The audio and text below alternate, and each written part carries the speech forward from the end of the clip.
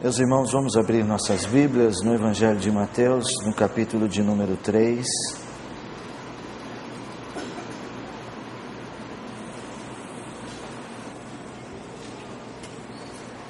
Neste momento, em algum lugar do mundo, existe um crente preso por causa da sua fé. Em algum lugar do mundo existe um missionário, um pastor, um pai de família, uma mãe ou um filho preso porque ousou falar o nome de Jesus e os homens se levantaram. Nossos missionários no Senegal, presos por causa do amor que dedicaram a Deus e às pessoas. Quais são os limites da frutificação da sua vida? O que tem impedido e o que é que impede você de frutificar? Quais são as desculpas que você coloca diante de Deus para não dar frutos? Quais são os seus limites?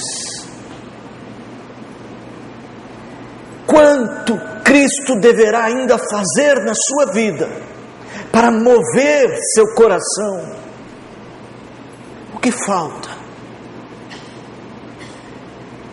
É fácil ler as revistas ou as notícias e dizer como são corajosos nossos missionários. Mas Deus chama a cada um de nós para a frutificação. Eu vos designei para que deis muito fruto. Eu sou a videira verdadeira, vós os ramos. Todo ramo que estando em mim e não der fruto, é cortado, é lançado fora. Vós já estáis limpos pela minha palavra, e aquele que permanece em mim, esse dá muito fruto. O Senhor Deus espera que seus filhos sejam plantas frutíferas. Ele fez tudo o que era necessário. Ele nos plantou, nos enxertou na seiva mais preciosa que existe, a seiva do sangue de Jesus. Nós estávamos mortos, Ele nos deu vida. Éramos galhos secos de uma árvore qualquer, e Ele nos pegou e nos enxertou numa árvore que nos deu vida. Eu quero olhar para esse texto e ver João Batista pregando nos desertos, recebendo muitas pessoas para batizar. Mas dentre essas pessoas, um grupo específico se aproxima de João Batista: fariseus e saduceus. Também estavam procurando Deus. E João olha para eles, eles interrogam sobre os frutos que estão dando. Quero que você olhe para o texto que nós vamos ler esta noite, para a meditação da palavra nesta noite, olhando para a sua própria vida, buscando dentro de você mesmo. Você se conhece. Talvez você também precise ouvir a voz de João Batista dizendo: produzi, pois, frutos dignos de arrependimento. Alguns crentes estão tão preocupados com as suas folhagens, em parecerem uma árvore vistosa, mas passam o tempo sem frutos. Isso não é bom. É natural que nós, filhos do Altíssimo, produzamos verdadeiros frutos. Tem chegado sobre nós o reino do Senhor. É o reino frutífero. Não é tempo de escassez, meus irmãos. É tempo de frutos. Vamos pedir ao Senhor que nos ajude a frutificar.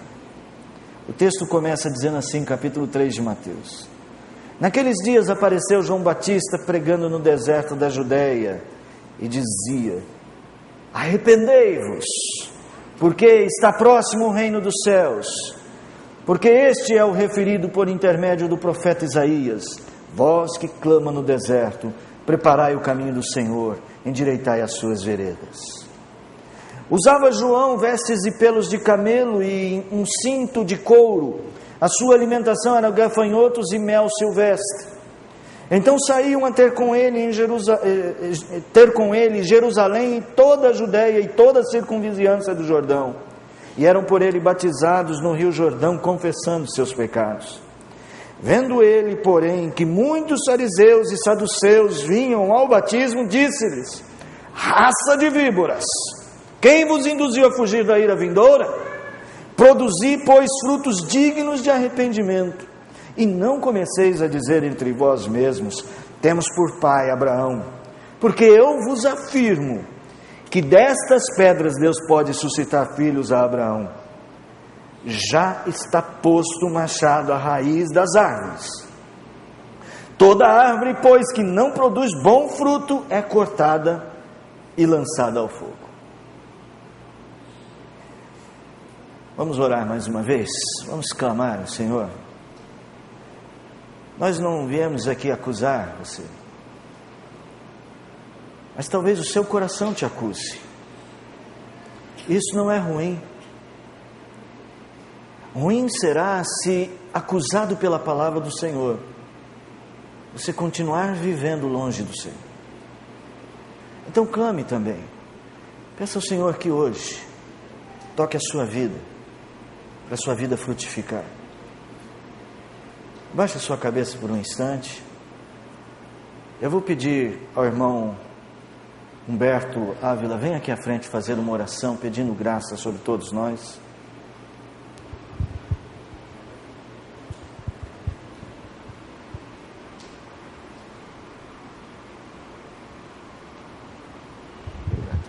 Tá ligado. Pai Santo, Pai amado, graça te damos, Pai, por poder nos reunir aqui, Pai, para saber mais de Ti, Pai, saber do Seu querer, da Tua vontade para nós, Pai. Sim, Senhor. Faça com que nossos corações estejam voltados, Pai, para aprender, Pai, da Tua vontade, do Teu querer, Pai, em nossas vidas. Amém. Que nós recebamos a palavra, Pai, e saiamos daqui diferentes de que entramos, Pai, para que nós possamos dar frutos agradáveis a Ti, Pai. Sim, Senhor Deus. Eu te peço, Pai, que esteja com cada um aqui presente, Pai, e com aqueles que estão escutando através dos meios eletrônicos, Pai. Sim, Senhor Deus. Para que prestem atenção naquilo que o Senhor tem para nós, Pai. Fale através do reverendo, Pai, aquilo que o Senhor tem para nós, a porção, Amém, Pai, Senhor. que nós possamos sair daqui praticando, Pai.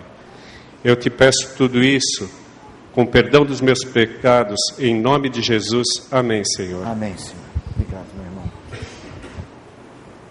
Muito obrigado. Segura o pano.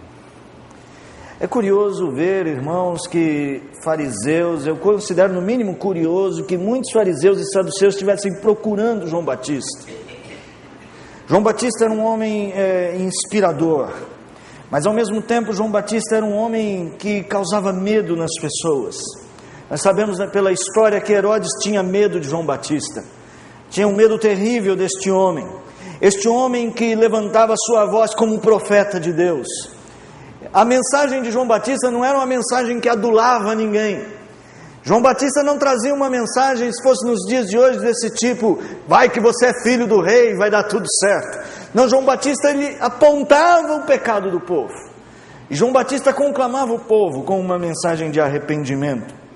Acredito que aqueles homens procuraram João Batista, havia algo sincero na procura deles.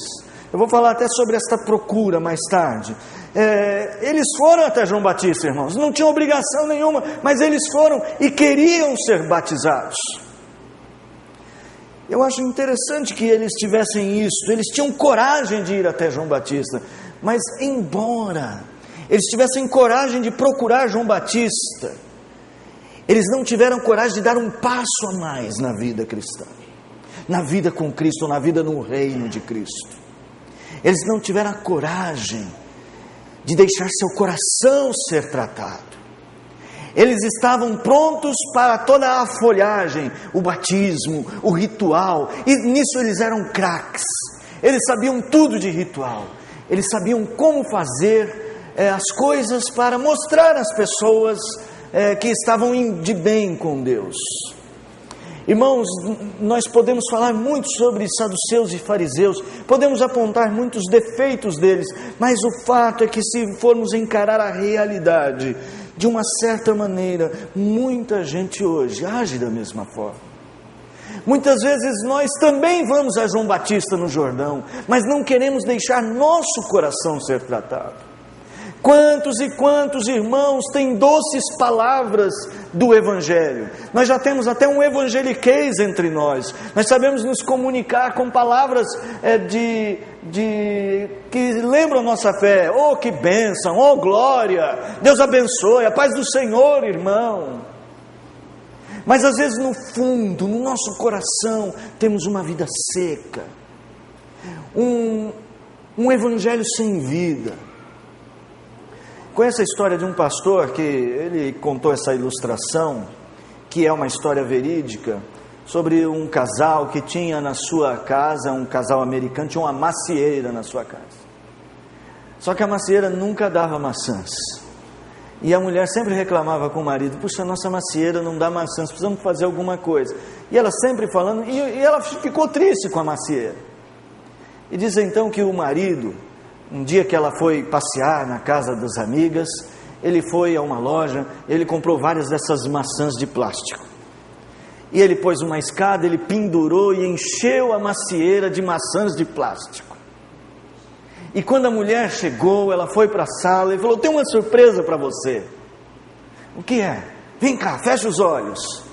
Fecha os olhos. Aí, abre os olhos agora. E quando ela viu aquela macieira cheia de frutos de plástico. Irmãos, assim, às vezes, muitos crentes se contentam com frutos de plástico na sua vida. Muitos crentes se contentam com, sei lá, talvez um ministério. As pessoas me veem pelo meu ministério, as pessoas me veem pela gravata que eu uso no culto de domingo à noite, as pessoas me veem porque eu tenho uma Bíblia na minha casa. Meus irmãos, a nossa fé, a nossa relação com o nosso Deus, ela é muito mais profunda, ela é muito mais séria. Quando aqueles homens foram até João, João poderia simplesmente tê-los batizado, como batizou a imensa maioria de todos eles. Mas João olhou bem, certamente, nos olhos dele, e com aqueles trajes de pele de camelo, João lhes disse: produzi, pois, frutos dignos de arrependimento. Deus nos olha assim. Deus não valoriza os nossos frutos de plástico, a nossa fé manipulada para os outros verem. Deus quer que os nossos frutos brotem de corações convertidos. O que é que está faltando para produzir frutos verdadeiros? Você precisa amar a Deus sobre todas as coisas. Muitas vezes o que nos impede de produzir frutos é que o nosso verdadeiro Deus, aquele Deus que nós amamos acima de todas as coisas, não é o Deus Altíssimo.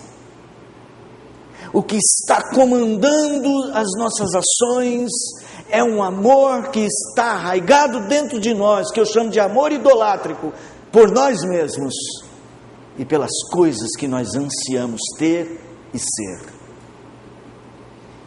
Mas isso pode mudar. Isso pode mudar. É sobre esta mudança, sobre a base da produção de frutos dignos de arrependimento, que eu quero olhar para esse texto e falar com os irmãos. Deus está nos falando que precisamos produzir frutos, e na base da produção desses frutos, a primeira coisa, existe um equilíbrio do nosso alto amor. Nós precisamos ter uma visão verdadeira da nossa própria miséria. Eu vou explicar isso. Olha para o texto. Note que a mensagem de João Batista Ela é uma mensagem que começa com a acusação de pecados. Arrependei-vos. Arrependei-vos porque está próximo o reino dos céus. Está lá no verso de número 2. No verso de número 6, ele diz que as pessoas se chegavam a ele para serem batizados, e essas pessoas estavam confessando os seus pecados. Mas, quando os próprios fariseus e saduceus se aproximavam de João Batista entendeu que eles estavam fugindo da ira de Deus. Meus irmãos, nós vivemos numa época em que a nossa natureza parece ainda mais inclinada para a autovalorização, para a autoglorificação. Nós fazemos de tudo para agradarmos a nós mesmos. Na verdade, isso não é uma coisa só da nossa época. Se nós voltarmos no tempo e olharmos para Adão e Eva, por exemplo, lá no princípio da história humana, nós veremos que a sugestão de Satanás foi: se você comer este fruto, você será como Deus. E a sede, a soberba da vida, vendo que aquela árvore era boa para dar entendimento, além do entendimento que eles tinham a partir de Deus, ela comeu. Meus irmãos, a autoglorificação, o auto-amor exagerado é uma das pragas do nosso coração caído. Você talvez esteja dizendo: não, eu não sou assim, eu não tenho um auto-amor exagerado, meu auto-amor é super equilibrado. Como saber? A Bíblia não pede para nós nos odiarmos a nós mesmos. A melhor maneira da gente ser crente é odiando a si mesmo. Não. A Bíblia nos incentiva a amar aquilo que nós somos, aquilo que Deus nos fez. Aprendermos a amar a nós mesmos é bom, mas este amor não pode ser maior que o amor que devotamos a Deus. Às vezes nós não obedecemos a Deus, porque obedecer a Deus muitas vezes implica em fazermos coisas que aparentemente não nos agradam. Quando Pedro estava preso, ele e João, os homens, os líderes, para tentar calar João, para tentar calar Pedro, fizeram uma ameaça: não falem no nome de Jesus, senão vocês estão presos, vocês vão ver, hein? Cuidado. Na cabeça dessas autoridades, eles pensavam: o alto amor deles vai fazê-los calar. Para preservar a própria vida, eles vão se calar. E a resposta de Pedro é: antes importa obedecer a Deus que aos homens. Antes importa ouvir a voz de Deus que a minha própria voz. Antes importa andar no caminho de Deus que em meu próprio caminho. Antes importa eu obedecer o que Deus determina que fazer minhas próprias escolhas. Meus irmãos, o texto nos apresenta um homem em sua pregação, e na raiz da sua pregação não está a apresentação de promessas de adulação do homem, nem uma mensagem de vitória pessoal. Ninguém ali estaria buscando a Deus porque vai ficar mais rico, porque vai ser curado. A mensagem de João é muito clara e ela faz uma coisa: ela faz as pessoas olharem para a miséria que é um homem cujo amor não é de Deus. Nós precisamos equilibrar o nosso alto amor com uma percepção clara de que somos pecadores. Vamos pensar em Isaías. Isaías era um sacerdote, de uma família sacerdotal. Estava no templo, como era o costume da sua família. O profeta Isaías, de repente, tem um encontro com Deus. Os anjos cantando: Santo, Santo, Santo é o Senhor. Quando Jeremias percebeu o que estava acontecendo e descobriu que aquela era a presença de Deus, as abas das vestes do Senhor enchiam o templo. A primeira percepção de Isaías é: eu não vou viver porque eu sou pecador. Foi aí que Deus transformou a vida do profeta. Quando o profeta reequilibrou-se, reequilibrou o alto amor, ele não mais buscava os seus próprios interesses. porque ele entendia que não era mais capaz de dizer o que é bom, o que é ruim, sem a ajuda de Deus. Eu e você precisamos ser batizados com esta percepção. Irmãos, nós não estamos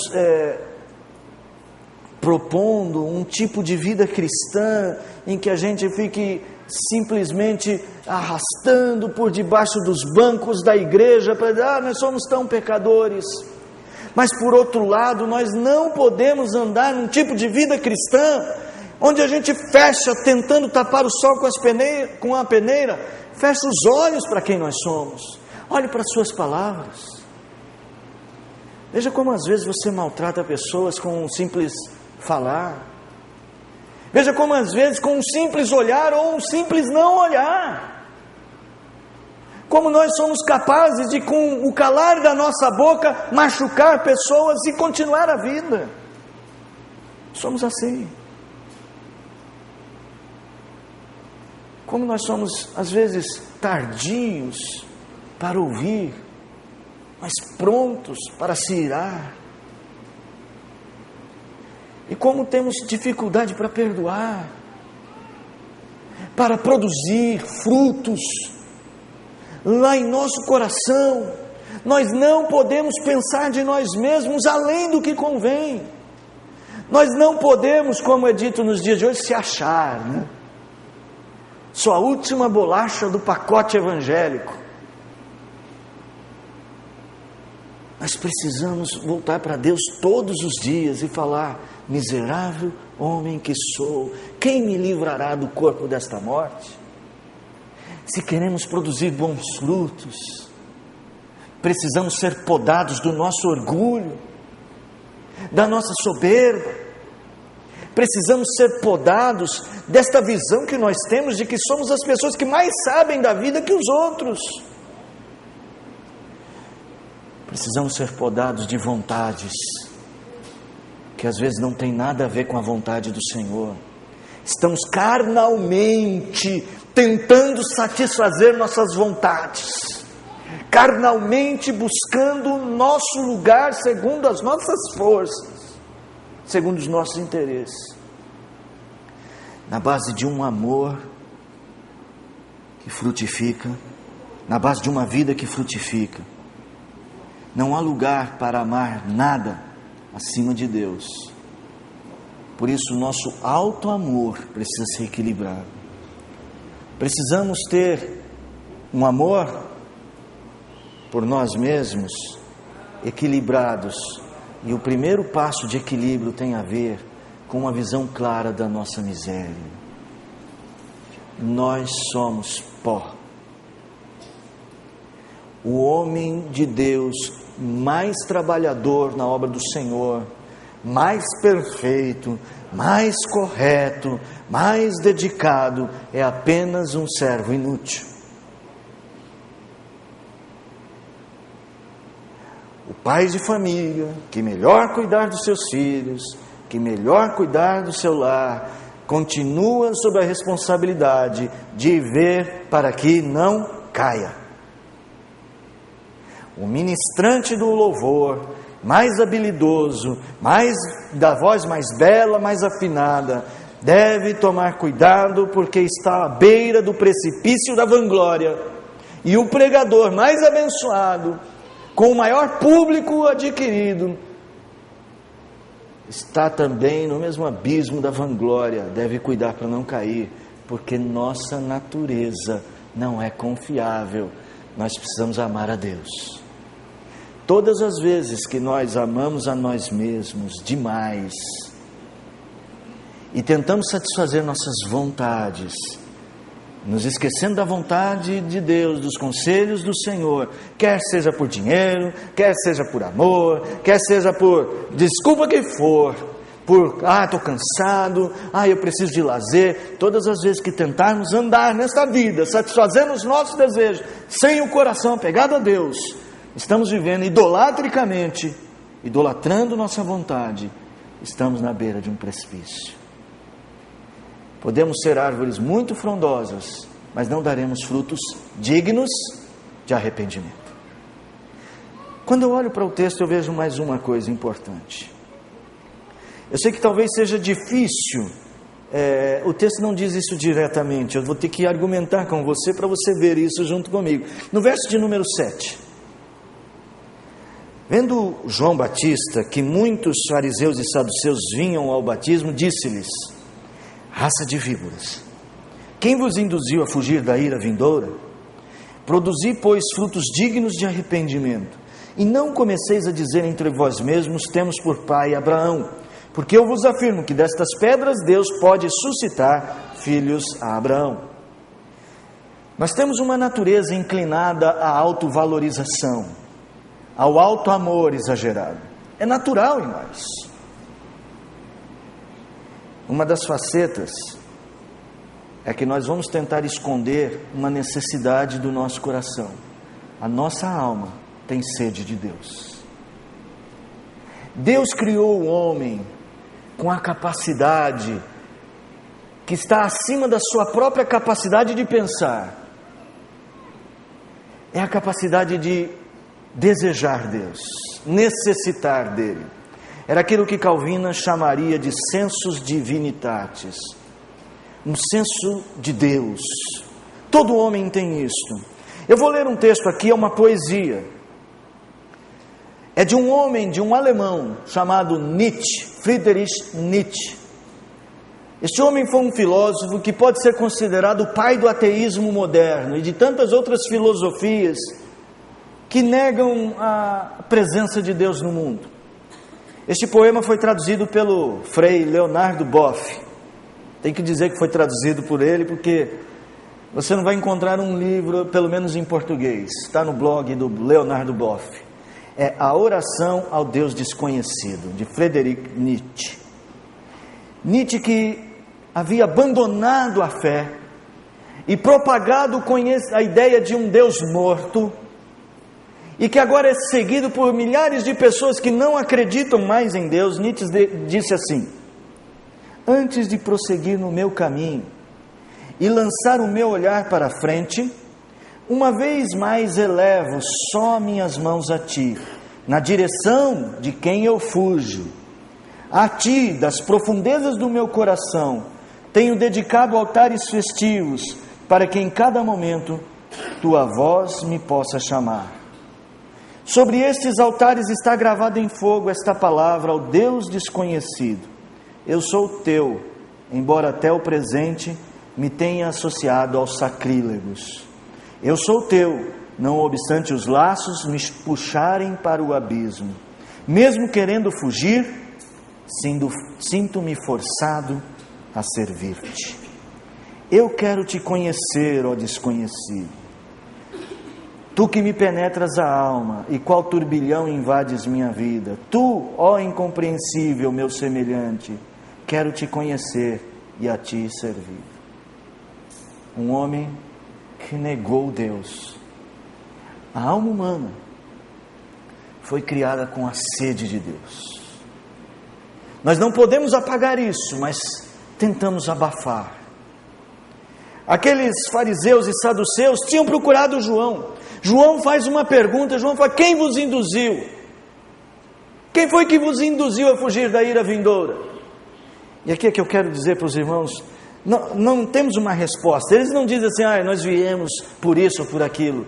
Mas em meu coração, irmãos, aqueles homens foram induzidos por uma necessidade da sua alma. Eles viviam de alguma forma angustiados, não estavam completos, sentiam falta de um Deus, sentiam falta de algo para amar, que fosse digno. Quando nós amamos a nós mesmos acima de todas as coisas, quando nós amamos as coisas que temos, nós criamos nossos pequenos deuses só para justificar o alto amor. Nós nos sentimos vazios, há sempre algo faltando. Você já andou longe de Deus? Você já foi daqueles que viveu assim, tentando completar a sua vida com as coisas deste mundo? Fale para mim sinceramente se você não sentiu um vazio, se não está faltando algo. Meus irmãos, na base do frutificar existe uma necessidade. a necessidade de amar a Deus, de amar algo verdadeiramente digno. Quando Deus nos criou para amá-lo. Esse é o grande bem da existência, amar a Deus, porque amar a Deus é amar a coisa mais digna que existe. Quando nós deixamos com que este amor por Deus determine quem nós somos e como vamos viver, determine as nossas escolhas, determine os nossos passos, determine até a nossa resignação em dizer assim: isso Deus não aprova, então isso eu não vou fazer. Isso completa a nossa alma. Vou dar um exemplo.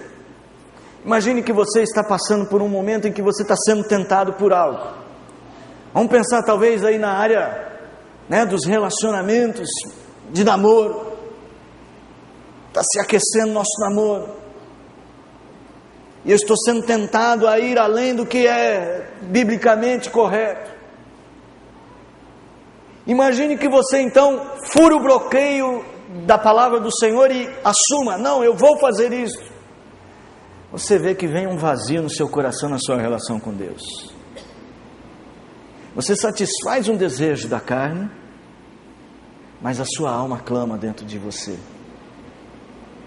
Agora, por outro lado, imagine que você é um moço crente, na mesma situação, está vivendo as mesmas tentações, mas você chega para a namorada e fala: nós não vamos fazer isso, porque Deus não aprova.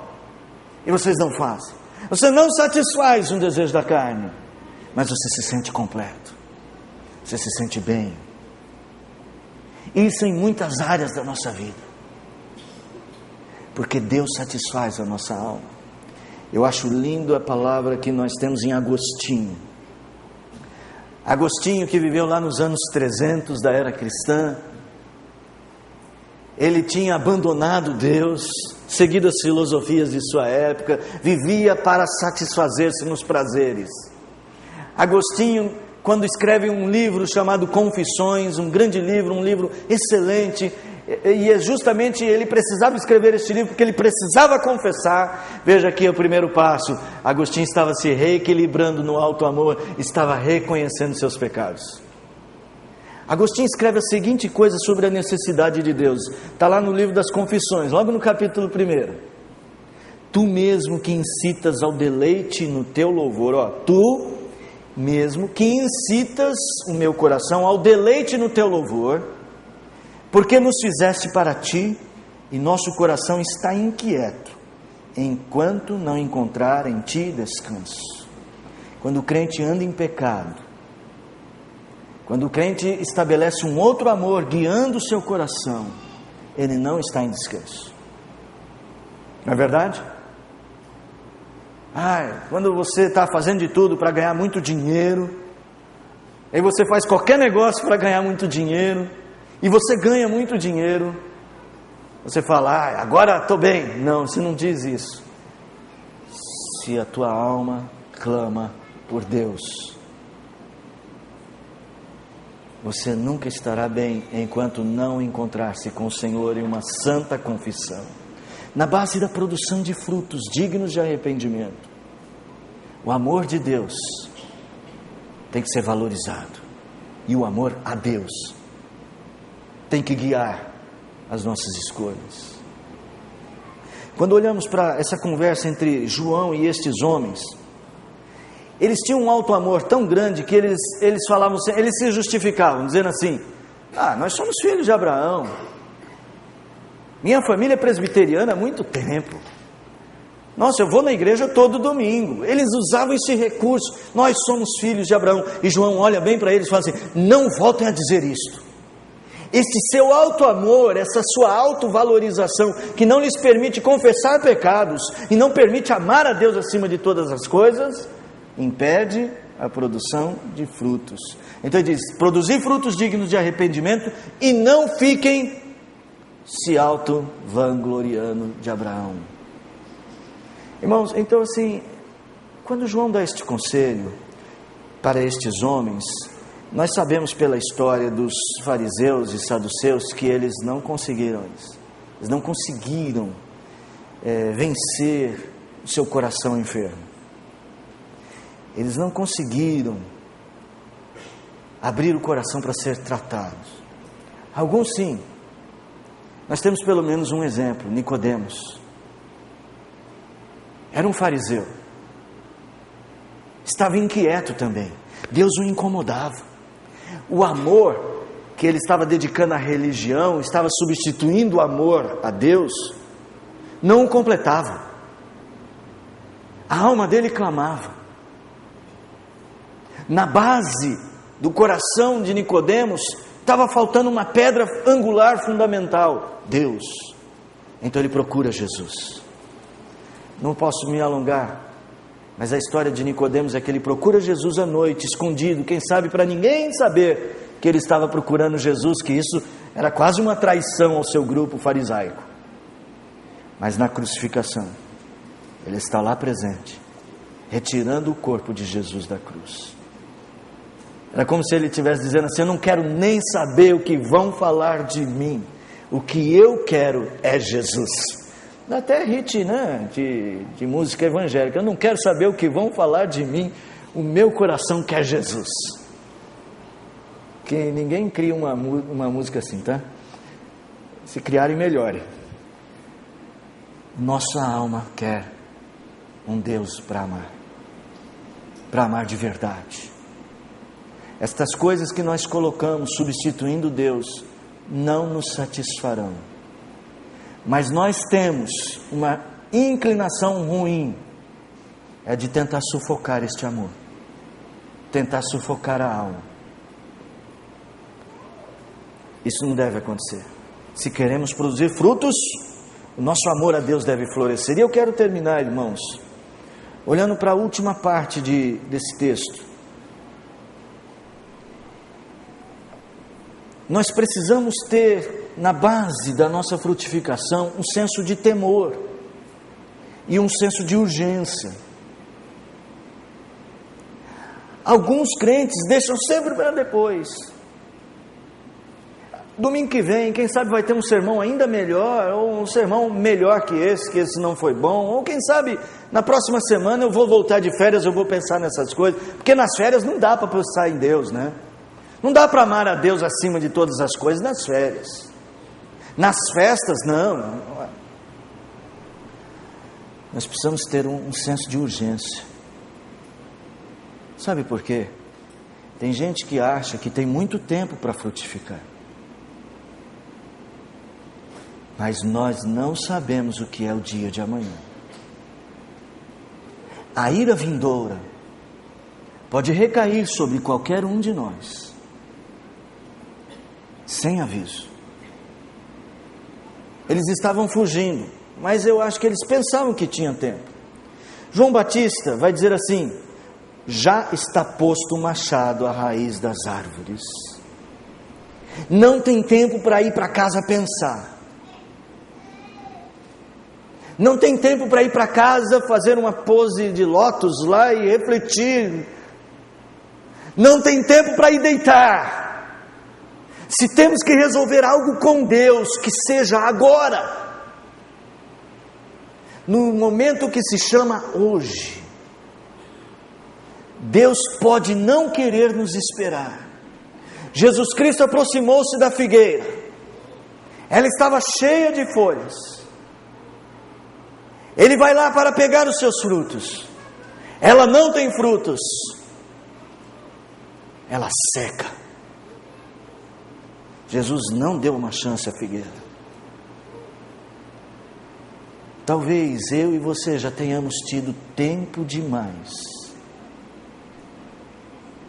para nos levantar do comodismo e fazermos a obra do Senhor. Nós não podemos brincar com a paciência do nosso Deus. O senso de temor. Muitas pessoas, elas tentam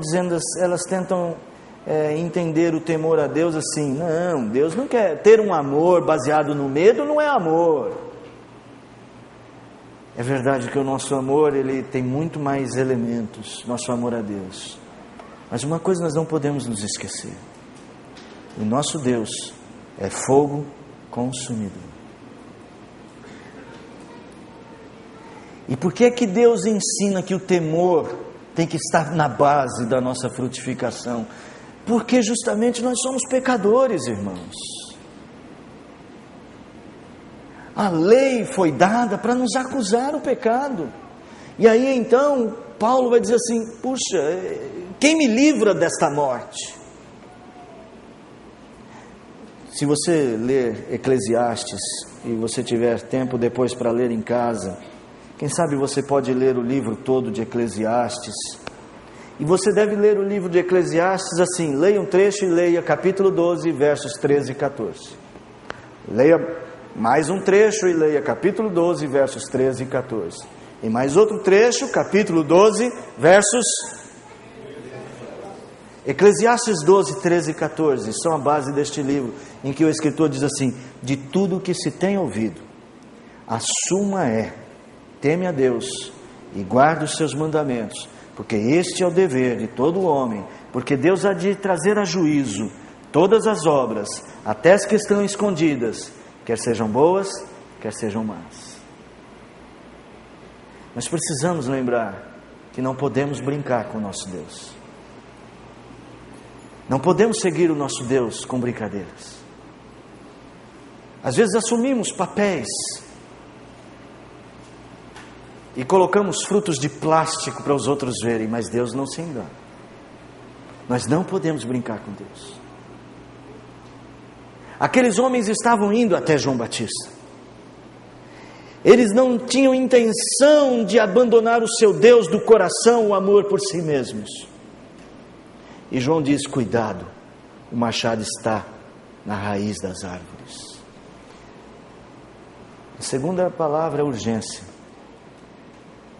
Isso não pode ser deixado para depois. Nós temos vários exemplos de pessoas que brincaram com Deus e se deram muito mal. Deus é misericordioso, Deus é paciente, Deus é caridoso, mas com Deus não se brinca. Às vezes, irmãos, vocês, pai e mãe, têm muito disso, né? Os filhos às vezes sabem que nós os amamos tanto, que eles usam isso contra nós. E a gente faz coisas para os nossos filhos, um pouco abusados às vezes, porque nós os amamos. Não estou falando nada de ninguém, né? Isso aqui é um exemplo assim que não acontece nessas famílias aqui. Já viu o filho que está com vontade de comer uma coisa, sabe que é difícil para o pai ir pegar aquilo, mas fala: pai, faz aquele olhinho de gatinho do Shrek, né? Mãe, poxa mãe, eu quero. Muitos filhos manipulam o nosso amor. Mas eu preciso dizer para você: não tente manipular o amor de Deus. Não vá a João Batista pedir um batismo se você não tem amado a Deus. Deus não vai se agradar de frutos plásticos.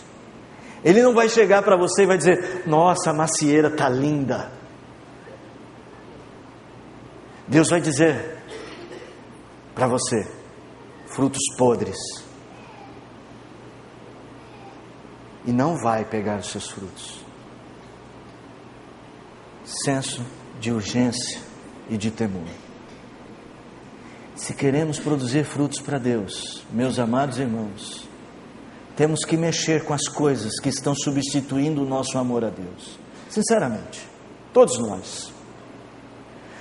nós temos coisas guardadas no nosso coração para as quais nosso amor se inclina. A falta de frutos na vida cristã aponta para uma doença que compromete a direção do nosso amor.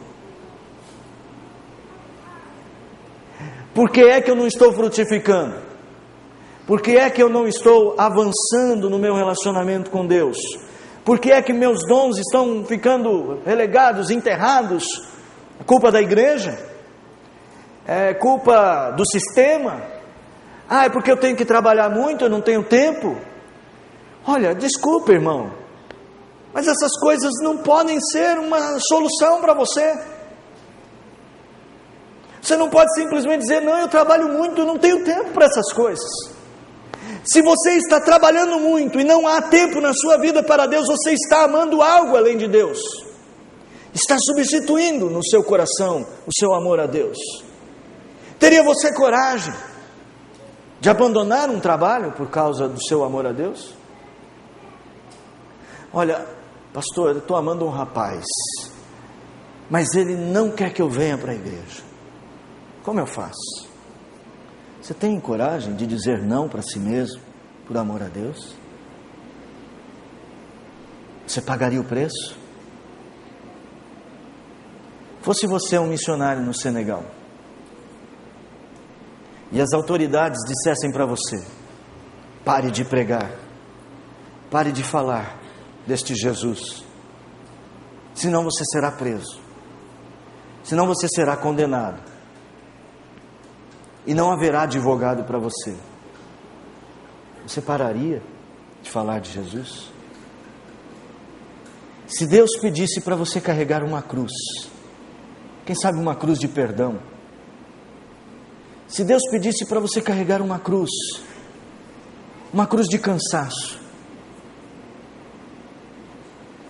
se Deus pedisse para você carregar uma cruz que exigisse tempo do seu sono, você amaria a Deus a si mesmo e carregaria a sua cruz? Negue-se a si mesmo, tome a cada dia a sua cruz, siga-me. A base da frutificação é o amor. Um verdadeiro amor a Deus nos moverá. Um verdadeiro amor a Deus moverá a igreja. Um verdadeiro amor a Deus moveu o coração da viúva pobre. Punha todo o sustento dela no gasofilácio. Um verdadeiro amor a Deus moveu o coração de Mateus, que deixou a rica coletoria para seguir Jesus. Um verdadeiro amor a Deus moveu o coração de Paulo, fariseu, homem importante, que encontrou Jesus, deixou tudo para trás. Um verdadeiro amor a Deus moveu Jesus Cristo, nosso Salvador, para ir até a cruz por nós. Esta mesa é a mesa do verdadeiro amor a Deus, que Jesus Cristo devotou, e um verdadeiro amor a Deus que se refletia num verdadeiro amor a você. Por isso Ele deu a vida por você. Não é digno este amor de que o amemos? Não é digno o nosso Senhor de que o sirvamos? Não é digno o nosso Senhor de que produzamos frutos para a sua glória? Não é digno o nosso Senhor de que deixemos tudo para segui-lo? Ele não é digno? Um dia lá no céu, sabe o que é que nós vamos cantar diante daquele que deu a vida por nós? Eu não sei como será essa cena. Serão milhares de milhares de milhares e de milhares de servos do Senhor cantando: digno é o Cordeiro que foi morto de receber a glória, a honra e o poder. Isso nós podemos fazer aqui, frutificando para o Senhor. Não vá para casa sem pensar sobre a sua vida. Hoje na mesa do Senhor, fale com Ele, peça perdão esta noite, diga a Ele que você é miserável, miserável homem que sou, faço tão pouco pelo meu Senhor. Há uma seara tão grande, o reino está aí e eu trabalhando só para mim mesmo. Diga para o Senhor que você quer amar a Deus de todo o seu coração, a sua alma está clamando. Diga para o Senhor que você tem um temor no coração e quer começar hoje mesmo uma vida nova com o Senhor. Diga para o Senhor. Digamos ao Senhor: onde está o nosso amor?